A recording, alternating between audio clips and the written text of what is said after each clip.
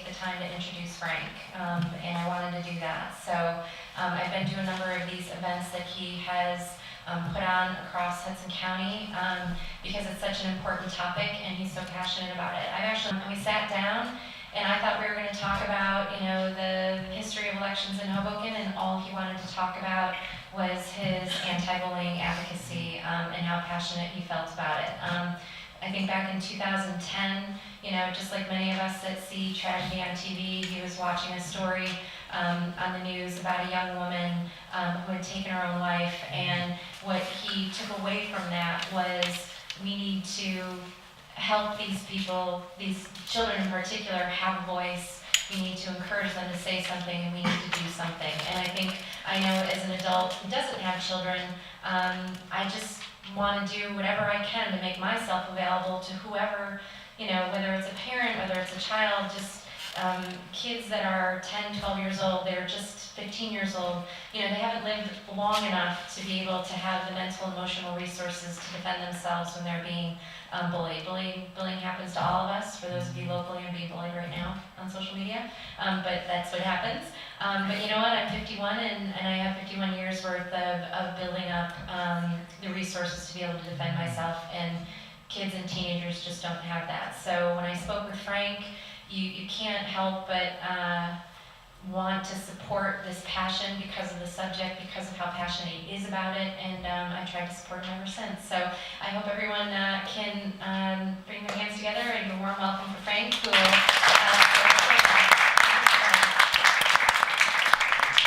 Thank you, Tiffany. Thank you, everyone. I welcome you to Hoboken in the Hoboken Historical Museum. Just a quick note on Councilwoman Tiffany Fisher. She told you a little bit of how we met. I was honored in October, thanks to her doing and asking the council to give me a proclamation on for anti-bullying during Anti-Bullying Month. So I was very, very excited about that because when people recognize what you're trying to do, it means a lot, and my whole goal here is to help save a life. When I hear what's going on, it just turns my stomach. I stopped doing research on victims that take their life, victims of bullying that take their life, probably about a year and a half or so, because the numbers just kept growing and they were devastating. And when I read about a 10-year-old girl committing suicide, and I said, at 10, I didn't even know what that word meant, suicide. What's going on today? What's happening? Thank you to our sponsors for tonight and everyone that made the films possible. Carlos Bakery, which made this beautiful cake. We'll all take a picture.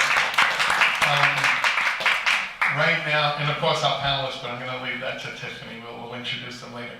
I'd like to introduce the Newark Firefighters Pipe and Drum Band. All right, I got that right. They're going to play Amazing Grace in honor of the souls, the children that lost their lives on account of bullying. So please give them a welcome. They'll be coming up front.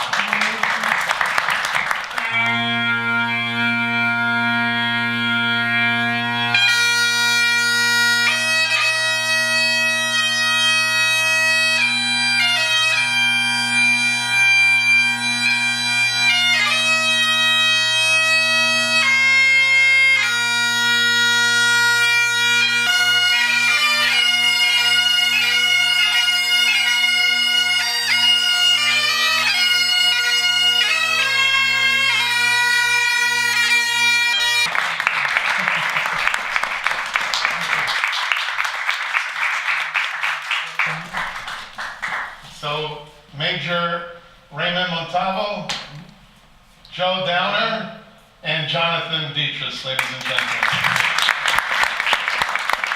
Now, I'm sure everyone's asking themselves, why a pipe band? Why in Hoboken? Why with anti-bullying? Besides, these guys are Newark's bravest, right? Yeah, as firefighters. There's a reason.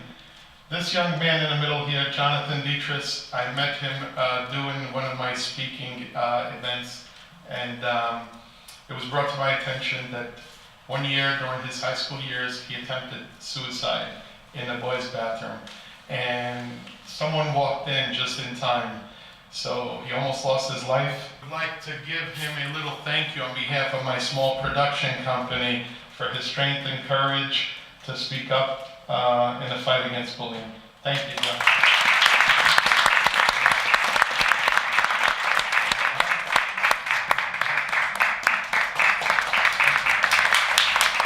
We're going to have Jonathan answer a few questions a little later, so he's going to stick around. But thank you, folks. Really appreciate they came from Newark.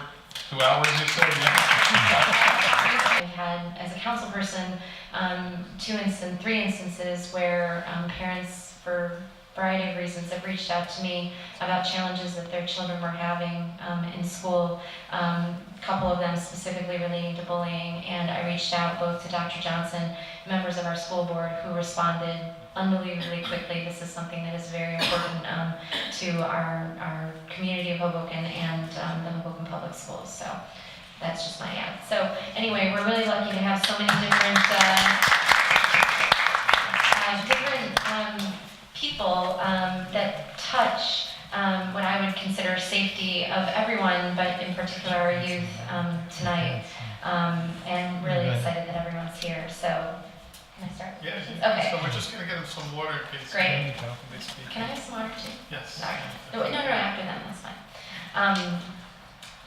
So we have, I have a list of a few questions that we'll ask, and I'll try and direct it to someone as a starting point, but I would encourage any, thanks. I would encourage anyone to just step in and let's make this interactive. And if there's someone from the public that has a follow-up question relating to what we're talking about, feel free to ask, as we go through this. So the first question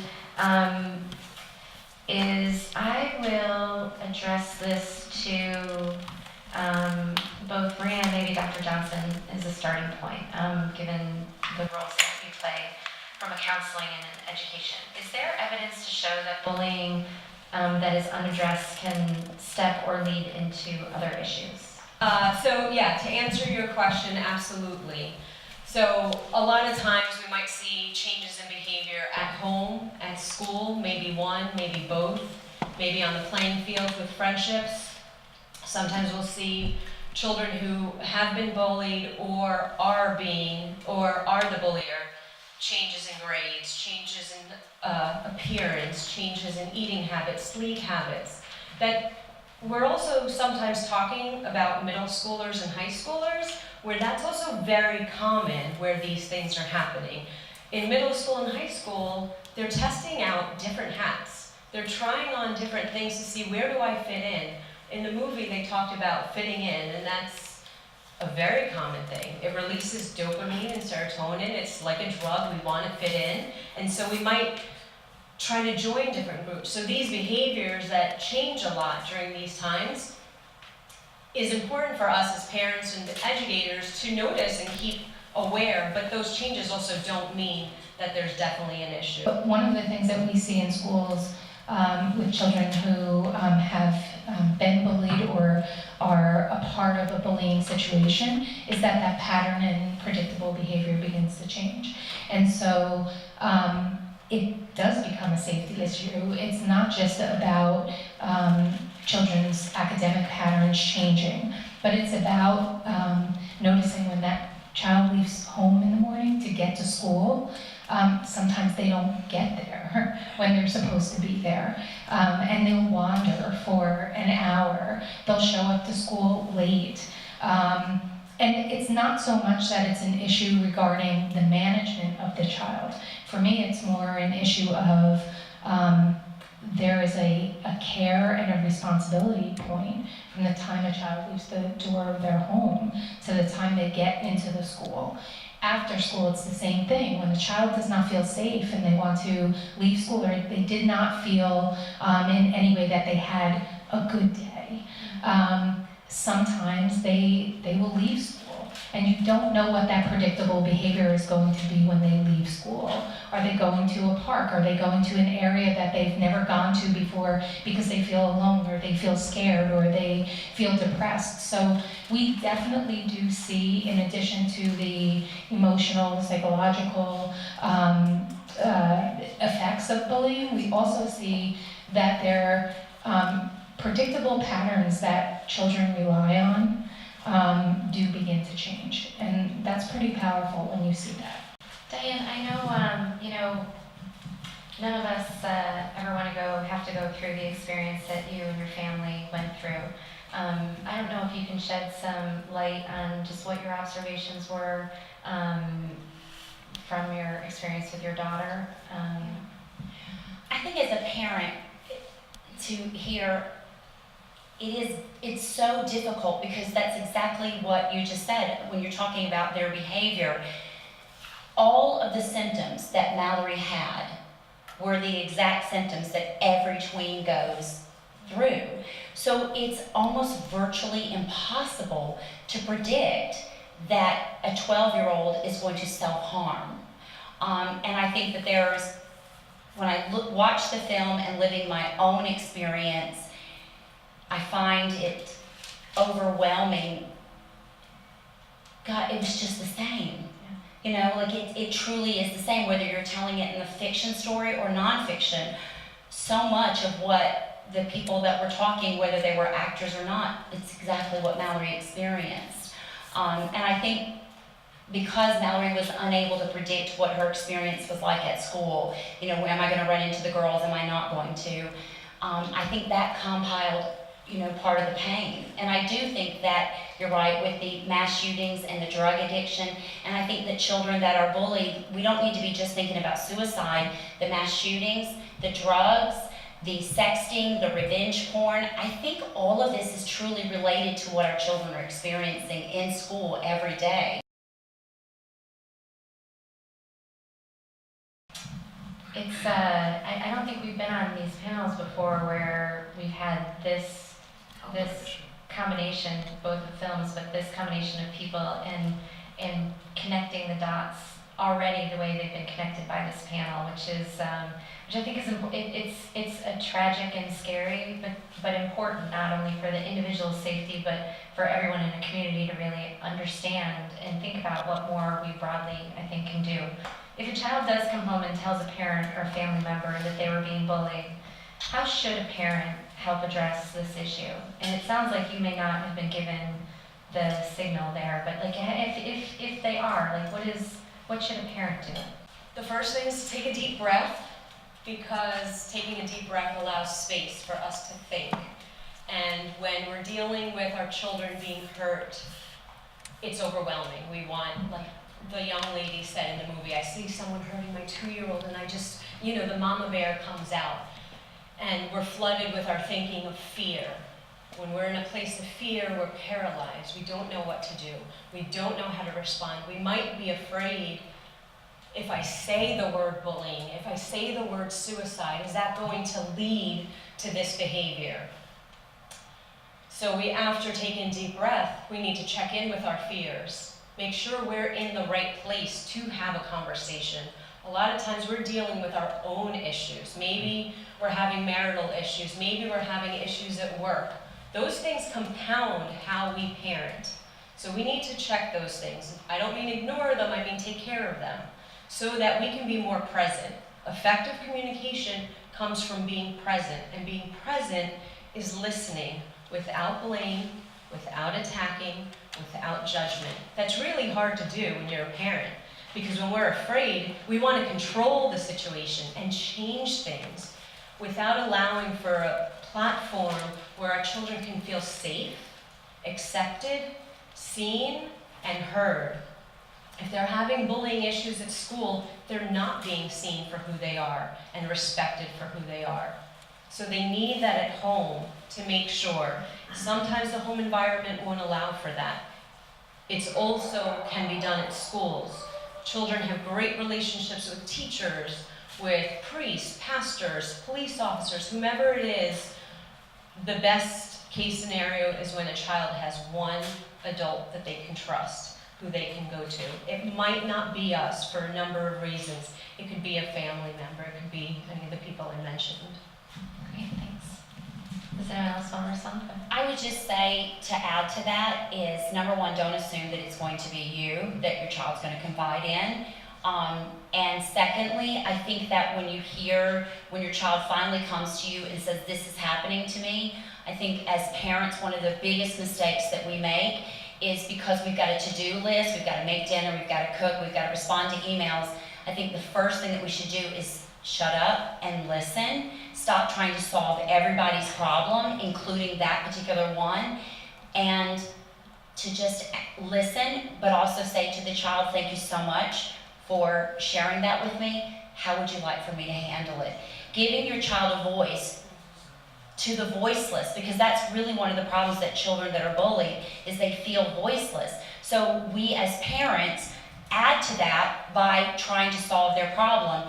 If we would just step back and say, thank you so much for confiding in me, how would you like for me to handle it? A lot of times children do have solutions for their own problems. They just need you as an adult to help them navigate it. It's a very, very challenging place to be as a parent. I'm sure we can all kind of relate to that. I'm father of 2 daughters, both are grown now, but it's very challenging. But what I want you to understand is that here in New Jersey, we are advanced compared to other states. Superintendent can speak to that. There are resources there, and I would contact the school after you do what has already been said. Contact the school and let that principal know, and the resources will automatically kick in because that is the policy. I have a question. When bullying happens, I've noticed that most of the time it happens in the schools. How is it that the teachers and the adults there do not pick up on this? Is it that they're doing it in secret? Is it because children really spend most of their life in school, so it's going to be hard for a parent to pick that up. It's really the teacher's responsibility and the people at the school to be on high alert for it and almost have like a zero tolerance policy. And I thought that there were actually laws being passed in Jersey where it is zero tolerance, but apparently that's not really happened yet. And the bullying is still taking place in the schools. I know personally a girlfriend of mine whose daughter is being bullied right now, and the school's being very lenient about it. They're not really taking it seriously, and it's a big school. It's a big school system. What I would like to do first is just go back to the reporting piece, because I think it's important for parents or any of you to know. There is a reporting mechanism, so I think part of the question was like, what do you do if you're a parent? Yes, obviously, the first thing that you would like to do is say to your child, take a step back, how can I help you with this? It's kind of interesting because I do wear that hat of superintendent, but I have a 23-year-old daughter who is grown and has become well adjusted after years of some counseling. I was saying earlier, she was terribly bullied as a child, and from kindergarten through 8th grade attended 4 different schools because she just could not get herself along with us getting the school to understand what she was actually going through. But what I do want to tell you is, from a reporting mechanism where you're talking about laws, every school district in the state of New Jersey is required to have a reporting mechanism, and it could be a personal mechanism of reporting, it could be an anonymous mechanism of reporting, and the second component is a school cannot no longer take a complaint or a claim of bullying and say we can't act on that because it's coming from a second party, or it's coming from, when that claim comes forward, it is a school district's responsibility to log that claim in as a bullying claim. And interestingly enough, from a reporting mechanism, is that under the original legislation, there was a checklist that would be kind of laid out, and there were almost different levels or criteria that needed to be checked off. And in my opinion, the sterilization of the law, as powerful as it was, created such a check-off type mentality that if it didn't hit this box specifically, then it's not bullying. If it didn't hit this box specifically, then it's not bullying. As opposed to a larger framework of understanding that whether it's bullying or it's code of conduct, if a child is feeling not safe or is feeling hurt, it has to be addressed. So I'll let someone else respond to the how is it possible that someone could not see it, but from a reporting mechanism, I can also tell you once it's reported and logged in, there's a whole process of each case receiving a number, it being recorded, it being reported in a system. And so the state of New Jersey used to require school districts only to report confirmed HIB cases or harassment, intimidation, and bullying cases. And now they're actually logging claims, all claims, not just those that were confirmed, but also those that were logged but maybe were deemed non-bullying. So there is a whole reporting mechanism as well. But I'll let you respond to the other piece. Well, I'm a police officer, right? So we know that sometimes we're not on the good side of everybody's opinion. And in school, you're a superintendent. My point is, a lot of times the teachers may ignore it. They don't want to get involved. I was in the school as a school resource officer, assigned to the school, had an office in the school building. I was like a counselor in the school building. And I started an anti-bullying program. The reason why I started, real quick, I'll give you a short version. I felt insulted and challenged because as a trooper, I had a kid who was being bullied, and I didn't know it. I had no idea. Started this anti-bullying program, and I remember the football coach walking by my office as the announcement was being made. Trooper Williams is starting an anti-bullying program. Oh my God, Greg, come on, man. We gotta wear helmets, the kids gotta wear helmets now we're gonna do anti-bullying.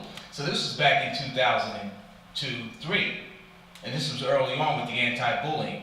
As the superintendent says, doctor said, it's more strict now, it's more defined. At that time, it was still early, and a lot of the teachers and a lot of the administrators, just a lot of the staff in the building would just ignore it, even the students, because they didn't know what to do. They didn't want to get involved. They didn't know what to do.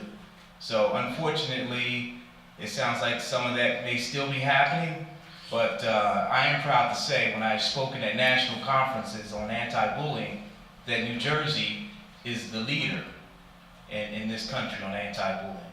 It's very tricky because there are times, I'll speak to, girl situations where the child who's being bullied will hang out with the kids who are bullying them because of that joining mentality. I want to be part of this group so bad, I'll let them treat me this way just with the hope that I can be accepted.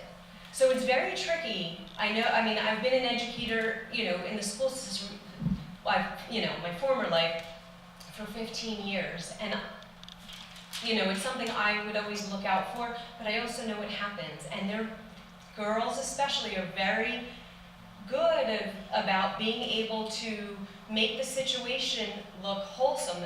Girls do a lot more social bullying, where boys tend to do more physical, aggressive behavior. So this social piece is really tough because it's really difficult to see. Everything looks peachy when you're at the lunch table, but the conversations that are happening are not noticeable by the outside, because the person who's being hurt is like, I'm gonna hang in there. I'm gonna hang in as long as I can. I'm the president of PFLAG Jersey City, and that's the reason I'm here tonight, is because bullying amongst the gay community is just horrific. And one of the things you said about especially girls will try to fit in, and I know my daughter, when she was going through it, and I would say, what can I do to help? And she'd say, don't do anything, for fear that she was gonna be outed. And I didn't even know that she was gay at the time. I didn't know she was gay till she was 19, when she finally told me. And so part of that trying to fit in, especially if it's a gender issue or a sexual orientation issue, they don't want to be outed. they don't know how to handle it themselves yet. So, and if you're a parent who's trying to struggle with all this is what PFLAG is all about, is the parents helping the other parents. And it doesn't just have to be for gay kids, because, I mean, we take across, obviously, that whole spectrum, but, you know, please don't hesitate. I put some cards over here on the table with the other information if anybody wants to pick one up and contact us. Awesome, thank you. And thank you so much for having programs like this, and thank you for the films, because everybody needs to see this. It's got to start really little so that kids grow up knowing it's just not acceptable. Thank you so much. You know, what as a community can we do to combat this issue, or to help combat this issue? I mean, each of you you do things individually in your own profession or in your own personal experience, but, you know, someone like me, I don't have kids, I'm here to support this, but what as a community should we be doing to help members within our community become educated and be armed to be prepared to address it? So I think things like this are amazing. The more we can talk about it and bring awareness and meet people like all of us who can be a resource and know that we don't have to handle this tough parenting job all by ourselves is amazing. We can also be really excellent role models. Our kids learn from us. So being kind to other people instead of, you know, flicking your finger off at the light when the person doesn't move, all of that matters. Exposing our children to films, to books, there's a number of different ways we can keep this message of kindness, of acceptance, accepting our own children for who they are, you know, whether they're LGBTQ, whatever it is, that acceptance of all of us, regardless of what we think or what we believe in, that's, you know, that's a culture. That's a real, but it's a culture shift, and it needs to come from every part of the community, in the educational system, the police department, at home, everywhere. Lieutenant, did you want to say something? Yes. It looked like you said as well. She said it. That's it. You know, everyone has to get involved. I spoke at a character.org conference. Really? Yeah. This past, when was it? October or something. And I'm just so happy to see that so many people were there that are still, character is still very important. And your kids are watching. I used to do teen driver safety and traffic safety. And we used to talk about how that child is watching you from the time they're forward facing in the car seat. So they're constantly watching their parents, and they're learning bad habits from their parents if they're developing those bad habits. That's where it starts at. So being of good character and leading by example is what I always talk about. I also think that the community holistically, sometimes I sit and think our kids are watching. I mean, what goes out, what we see floating around on social media is it's a very fast-paced, fast information-paced, and in some cases,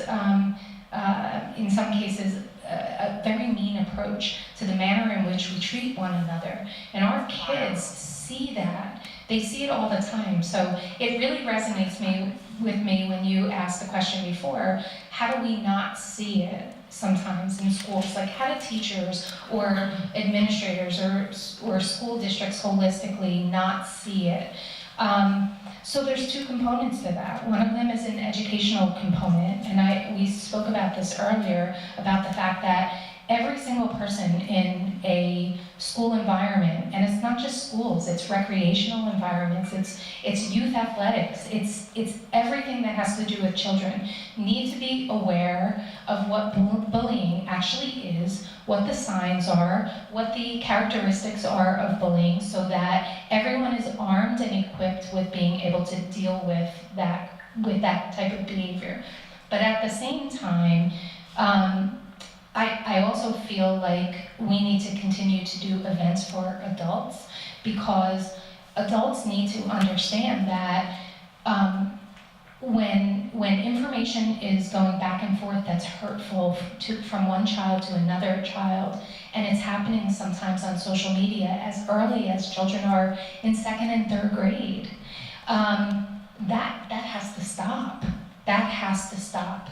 the phones, the social media accounts for children, it has to stop, because it's too easy for children to stand behind or sit behind a screen and disconnect and disassociate themselves with how they're making other people feel. And they're so young that it's becoming habitual and it's becoming a pattern that makes it very difficult to break.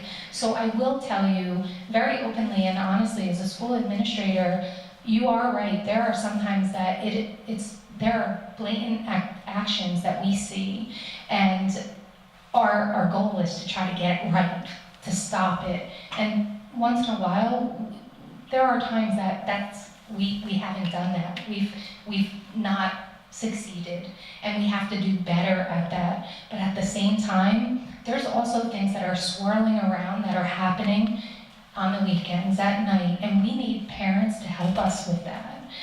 So when we bring something forward to a parent of an offender or a violator, we need a partnership with that family.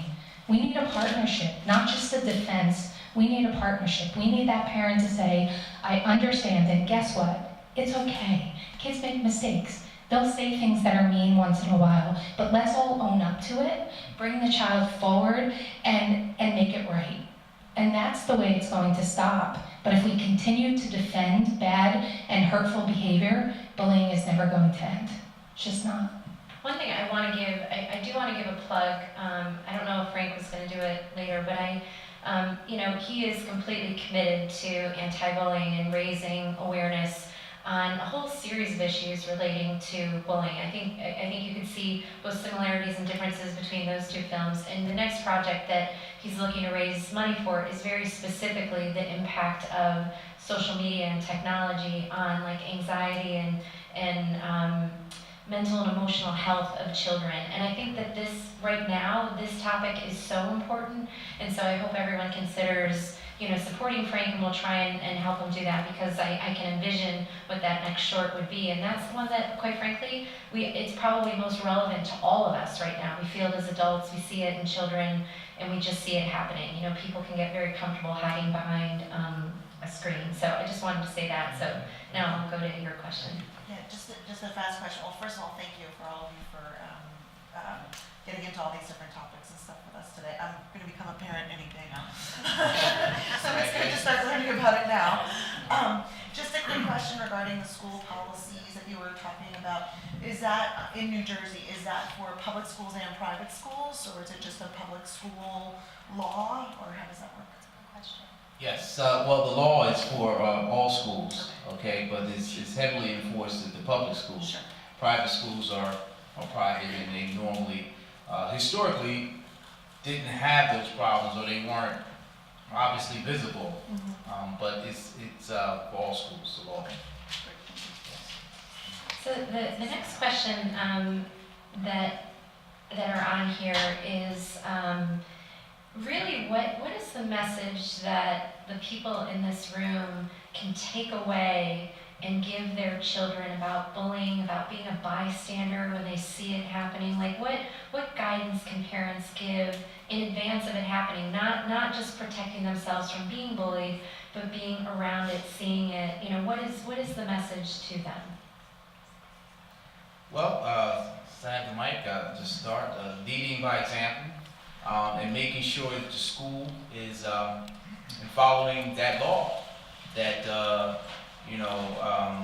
HIV law that we have here in New Jersey, and just following up on it. If your child comes home and says something happened, like I said in the beginning, is report it to that school, because they have a responsibility.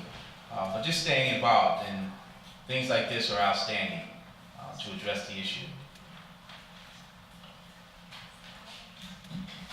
I think we all suffer from something called not my child syndrome, right? Whether your child is a victim or whether your child is the perpetrator, right?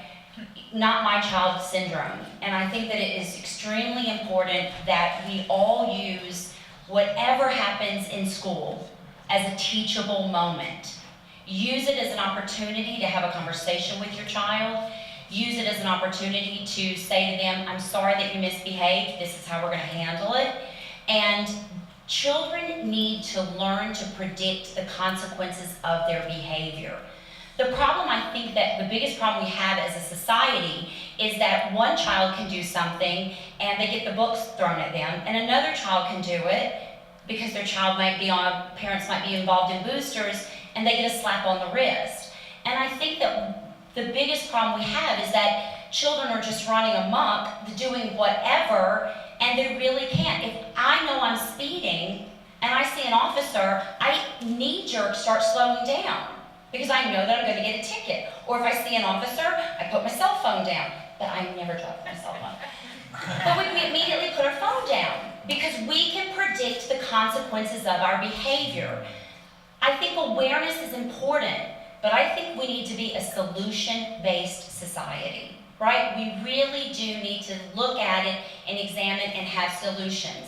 Lastly, I will say, I really think we need to think about being okay with pissing off 10% of the population so that 100% of us can be happy, right?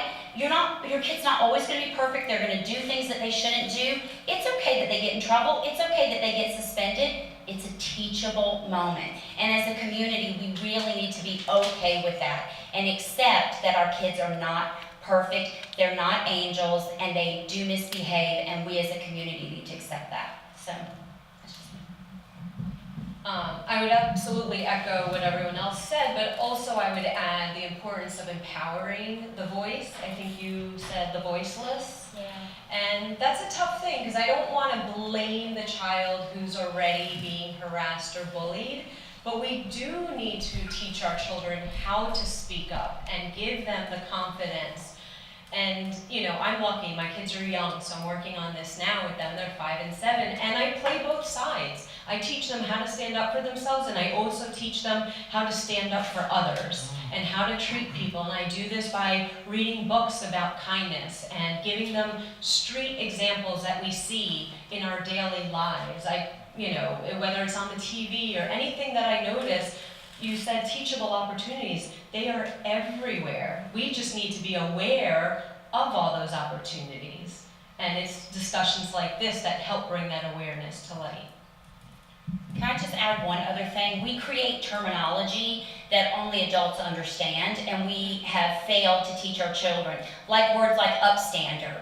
We made that word up, yet we don't necessarily teach examples of that. We use the word bullying as it's this blanket category. I think we should put verbs in our sentences. What actually happened to you?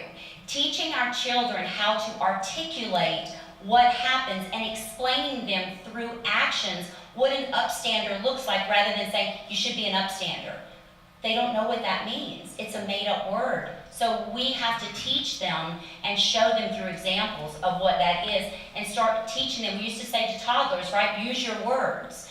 Well, we need to do the same thing through middle school and ongoing because they don't know how to say. They might come home and say, I'm being bullied.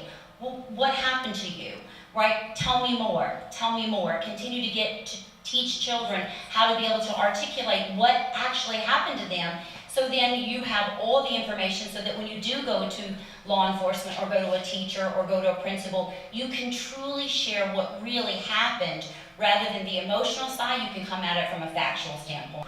May I ask a question? My daughter oversees the emergency room at Children's Hospital in Boston. Her dissertation is on pediatric suicide. I didn't realize until I read it the scope of the problem that we're talking about here. The Children's Hospital in Boston, 1 out of every 5 wounded children who walk in that emergency room, that wound is self-inflicted. It's dozens a day. So there's a scope of it. And one of the things that you pointed out, and you said you had a 5 and a 7-year-old, and you talked about 2nd and 3rd grade. There are kids who come in with self-inflicted wounds, 4, 5, 6, 7-year-old kids try to commit suicide. And one of the things I want to bring to Frank is, we haven't talked about it tonight, kids get bullied by their older brothers and sisters. And kids 4 years old aren't going to come to their parents and not going to do it. They're going to throw their blanket on top of the stove, light it on fire, and pull it down on top of them. because the cabinets are secured, the medicine cabinets are out. And that's what she sees a lot. When these wounds come top down from a 4-year-old, the parent isn't going to admit that her child, or 4-year-old, just tried to commit suicide. So Frank, when you talk to, I know a certain amount, I had 2 kids, I know a certain amount of grappling between siblings is part of it, it's part of growing up, it's part of dealing with it. But parents have to also, it's not just schools, it's not just athletics, it's older brothers and sisters picking on the little ones. And part of it is part of growing up in a family, 6 kids, 7 kids, it happens. But keep an eye on your little ones. When you talk to family groups, when you start seeing little kids, 4-year-olds starting to retract, it's not 2nd graders and 3rd graders, it's pediatrics.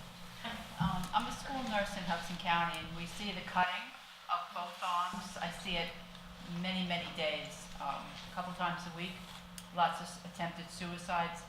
But I want to give Frank a suggestion, maybe to make a 3rd movie from the freshman level of college or freshman level of nursing school. When I was in nursing school, it was commonplace in those days to do busting. Now they call it hazing, where the upperclassmen try to make you tough. And you have to become tough in order to be able to stand up to the doctors. This was the theory. They would get you out of your bed at 2 o'clock in the morning. They would drag you out of your bed and say, go shine my shoes. Or they would say, 3 o'clock in the morning, go get me a pizza at Leo's. All these different things, they tried to make you tough. But it was essentially bullying. The faculty knew about it, never did anything about it. They would take a water hose off the wall at night and just spray the hallways so that people would fall. I mean, terrible things. My friends in college at the time also said, yeah, we have that too, but we only have it for 3 weeks. We don't have it for the whole year like you have it. I mean, terribly, terribly insane things. One group of student nurses went out and bent the windshield wipers on a kid's car. And, I'm big, I'm almost 6 foot, and I can defend myself. But if you're little, this is all bullying. You gotta get this now on the next level. You gotta hit it on the freshman level and college level because they're bigger and tougher. They're drinking, they're killing each other with the booze. I mean, you could really go on and on. I myself, I was adopted at birth and I was bullied. Someone in your film, Frank, said that he was bullied because kids thought he wasn't black enough or white enough, and that's what I was bullied with. I didn't look like, and I still don't look like my adopted parents. And because of that, kids were very mean to me, and it stuck with me for a very long time. And I always felt like I wanted to do something for children who felt different or who felt like they weren't accepted. Everyone has something to say on the topic, which is fantastic, and I agree. We need to figure out more ways to kind of put our arms around this and expand the dialogue in our community. I think we have one last question, way in the back. I had a great group of mothers and fathers who would, they would snap it out, like right at the kids. They would gather them together, and they would have like a sit down with them. This way, they would snip right in the butt. There was no bashing each other, nothing like that. But everything was. I don't understand why we can't do that today. You can't just approach the kid who's bullying that kid, your own son or daughter, and prevent that from happening. I mean, that's just. Well, I can answer that for you. The children that tormented Mallory the night before she died, I called the mom, and she defended her daughter's behavior. She said, "Can't your daughter take a joke?" And I said the definition of joke is everybody would be laughing. I think the sense of community has been lost. Our sense of community is in our social world. We no longer know who our neighbors are. We no longer know who. And so I think that, years ago, we knew who our neighbors were. We knew who they went to school with and all of that. So I think as the world has shrunk, it's also become very isolating. And I think that we don't know who our children's friends are or who our children's enemies are. And so unfortunately, it's not always, the answer isn't to go directly to the parents, because you are gonna get pushback. You're gonna get, hateful statements. I would love to have been able to go to the girls that did this to Mallory and say, please stop it and don't do this. But unfortunately, I was met with even more obstacles. And if we really, by definition, I was picked on when I just tried to resolve it. So unfortunately, I think that we live in a world today where we can't necessarily talk it out.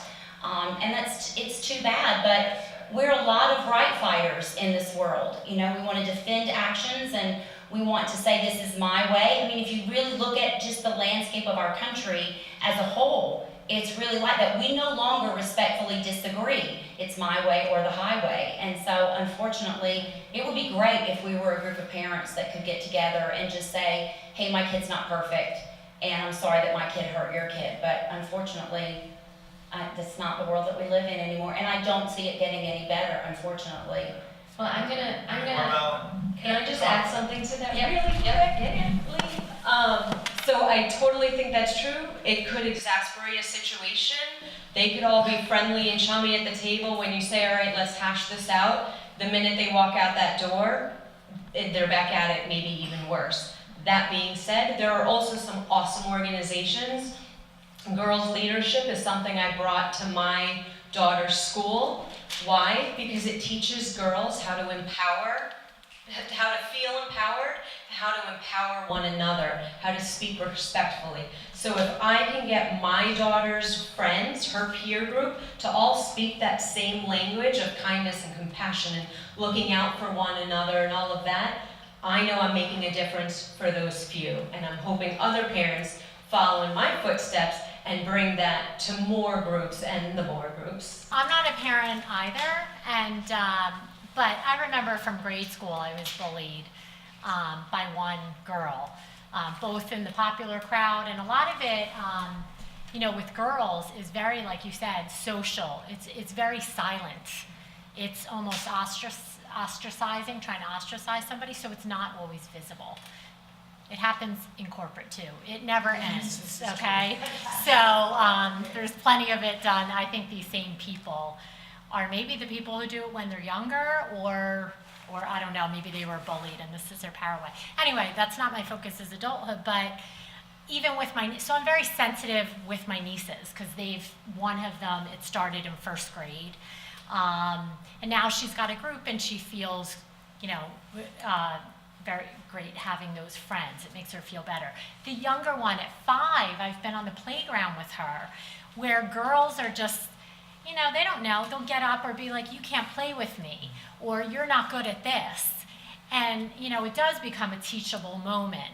But I'm very sensitive to it. Affects their confidence at such a young age. So my question is to the psychologist and anybody else who might have an opinion on this, at that young age, how do you get that? You can't just go to the kid who said, I don't want to sit, or you can't sit here, and just say, no, you can't do that, because I don't know who that parent is, or going to speak to that child. Sometimes it is a subtle thing. What is your recommendation for that age, where it's so young, to just kind of either, one, build the confidence of the one who's being sort of bullied, right, at such a young age, or 2, to address the child when you see it happening on the playground? With children that young, I think being playful about it can sometimes be effective. So, make a big whoa, what just happened here? Can we try this again? How are you feeling? Do what does this mean? Whatever. You can use art. Art is a great tool to be able to have kids practice scenarios. So at 5 years old, they're drawing, they're able to, what does it look like when everyone's getting along? What does it look like when someone's being mean? So that, like you said, we can start articulating some words around feelings and thoughts and behaviors. I think you can totally intervene, at least I do all the time. Respectfully, you're not going to go and shame the child. It's, like you absolutely said, it's a teaching opportunity. So, hey, do you think we can give this another try? It looks like Samantha was hurt by what you said. Can you tell me why you don't want her to sit here? Asking questions is fantastic because it doesn't place any judgment on what just happened. It's curiosity, and whether the child is 5 or 15, coming from a place of curiosity and compassion is what leads to better communication. Personal thank you. I've been to a few of these now, and I think this has been a great conversation as someone who's a big advocate for Hoboken in general, and I feel like we have this unique, special Sesame Street kind of community here. When I think of ways to put our arms around our community, we're the biggest small town out there, right? Like, we have a great public schools, we have a group of people that we walk down the street and see every day, and I think that this kind of messaging within our community, we have a way to make a bigger impact. So I just want to thank everyone for all of our panelists. I want to thank Frank for letting me be here, and I'm about to hand it back to him, and I want to thank everyone for coming. Round of applause for Tiffany. She's been great. Thank you. I just want to thank everybody that took the time to come out here. It is so important to get this message across. If I can help people to speak up about it, just like we did tonight, and you guys go home, say, hey, we went to this event, and and talk about what you've heard, it'll bring attention to someone else, and maybe, just maybe, we could help save one life, and for me that would mean the world. My name is Jonathan. I went to bullying since 5th grade, and my breaking point was in November 2011, a week before Thanksgiving. I always call it right now I call it a dark day in November. I was bullied pretty harsh. I was called names. I was pushed to the locker, all of that. I remember going into school early in the morning. A friend of mine said hello to me. I ignored him. I went straight to the bathroom in the basement, took my belt off, and I made a loop on the bathroom stall. And from there, I attempted to hang myself. And I remember my eyes were shutting. They shut completely. I stopped breathing, but I can remember hearing yelling. My friend that said hello to me walked in and started yelling for my name. He thought I was dead. There was cops, police officers, security guards, everybody from the inside Dickinson High School ran down to the basement. Everybody thought I was dead, and when the ambulance came, they rushed me straight to the ambulance, and I was revived in the hospital. And from there, I'm glad that I'm here today, because I get to share my experience and encourage others to speak up to end bullying.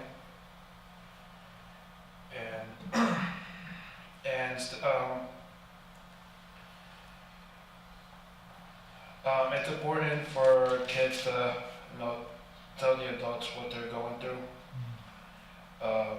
because that was my mistake. I've told 2 people, but I guess I didn't tell enough people. And I've isolated myself. I went through antisocial phase, and that's what led me to continue with that suicidal attempt that I made in November 2011. And I feel grateful for being here.